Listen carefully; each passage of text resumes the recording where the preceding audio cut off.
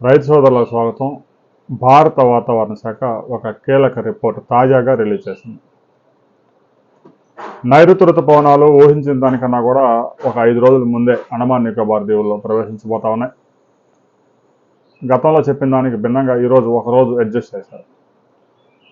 14వ తేదీ మే 14వ తేదీ నైరుతి రుతుపవనాలు అండమాన్ నికోబార్ తీరాన్ని తాకబోతా ఉన్నాయి.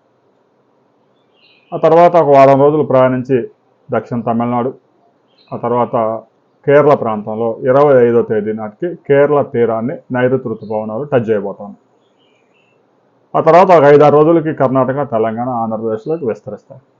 అంటే జూన్ 1వ తేదీ నాటికి నైరుతి రుతుపవనాలు ఆంధ్రప్రదేశ్లో ప్రవేశిస్తాయి.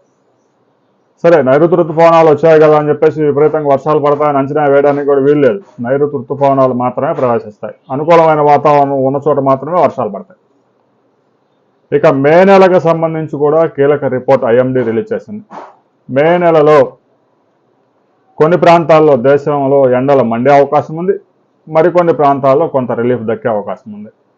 ముఖ్యంగా మధ్య భారతం, ఈశాన్య రాష్ట్రాలు, దక్షిణ రాష్ట్రాల్లో కొన్ని ప్రాంతాల్లో ఎండలు విపరీతంగా మండే అవకాశం ఉంది.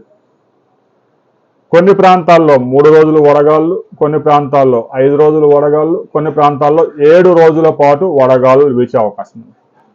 ఆంధ్రప్రదేశ్ విషయానికి వస్తే ఉత్తర కోస్తాలో కొంచెం ఉష్ణోగ్రతలు తక్కువగా, వడగాలులు 3 రోజులు మాత్రమే పరిమితంగా ఉన్నాయి.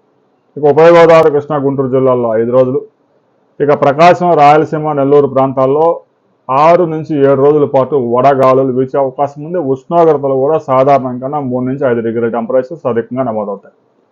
ఇప్పటికే ఆంధ్రప్రదేశ్లో అత్యధికంగా 46.9 డిగ్రీల టెంపరేచర్స్ టచ్ అవుతా ఉన్నాయి. అధికారికంగా 45.9 డిగ్రీలు ప్రకటించారు. రాబోయే రోజుల్లో ఈ టెంపరేచర్స్ మరింత పెరిగే అవకాశం ఉంది. అయితే మే నెలలో కొంత రిలీఫ్ ఏంటంటే ఉష్ణోగ్రతలు విపరీతంగా ఉన్నా కూడా సాయంత్రానికి వర్షాలు విరుచుకుపడే అవకాశం ఉంది. ఒక రకంగా చెప్పాలంటే జూన్ కన్నా కూడా మే నెలలోనే ఎక్కువ వర్షాలు పడే అవకాశాలు కనిపిస్తూ ఉన్నాయి. సాధారణం కన్నా మే నెలలో ఎంతైతే వర్షం కురవాలో అంతకన్నా కూడా సాధారణం కన్నా అధిక వర్షాలు నమోదయ్యే అవకాశం ఉంది అనే విషయాన్ని అమరావతి వాతావరణ కేంద్రం కూడా రిలీజ్ చేసింది. ఐఎండీ కూడా ఈ విషయాన్నే బలపరుస్తూ రిపోర్ట్ ఇచ్చింది. మే నెలలో సాధారణం కన్నా కూడా ఎక్కువ వర్షపాతాలు.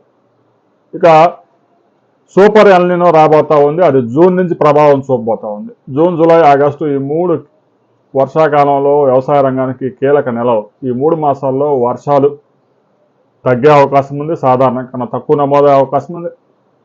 దీని ప్రభావం రబీ మీద కూడా పడే అవకాశం ఉంది. ఎల్నినోకు సంబంధించి కీలకమైన రిపోర్ట్ ఈ నెల చివరిలో ఫైనల్ రిపోర్ట్ రాబోతా ఉంది. క్లియర్గా రిపోర్ట్ అంటే ఒక వారం రోజుల ముందు వచ్చే రిపోర్ట్లు చాలా క్లియర్గా ఉంటాయి. ఇక మే నెలలో అయితే ఒకవైపు ఎండలు, ఒకవైపు సాయంత్రానికి ఉరుములు, పిడుగులు, ఈదురు గాలులతో విరుచుకుపడే వర్షాలు. గడిచిన 24 గంటల్లో కూడా మనం చూసాం ఆంధ్రప్రదేశ్లో చాలా ప్రాంతాల్లో, విశాఖపట్నంలో ఈదురు గాలులు బీభత్సం సృష్టించాయి. కొన్ని ప్రాంతాల్లో, తెలంగాణ లాంటి ప్రాంతాల్లో వడగళ్ళు విపరీతంగా పంట నష్టం. కొంతమందికి కొంచెం పట్టణ ప్రాంతాల్లో వ్యవసాయానికి సంబంధం లేని వారికి మాత్రం రిలీఫ్, వేసవి నుంచి రిలీఫ్ దక్కింది. రాబోయే కొద్ది రోజుల్లో మే నెలలో ఒకవైపు ఎండలు, ఈదురుగాలతో పాటు వర్షాలు కూడా అధికంగానే నమోదయ్యే అవకాశాలు కనిపిస్తూ ఉన్నాయి. ఇదే విషయాన్ని ఐఎండీ రిలీజ్ చేసింది.